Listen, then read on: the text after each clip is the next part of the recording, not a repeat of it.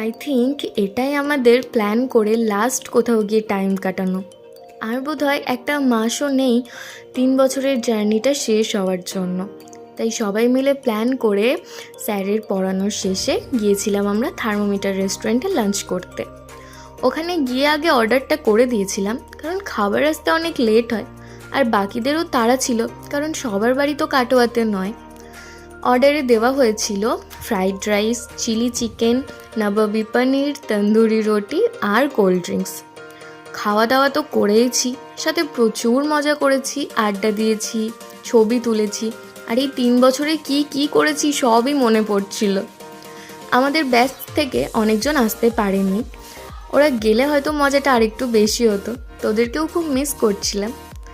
তারপর খাওয়া দাওয়া শেষ করে বাইরে আবার কিছুক্ষণ আড্ডা দিয়ে যে যার মতন বাড়ি। চলো, দেখা হবে নেক্সট মিনি ব্লগে।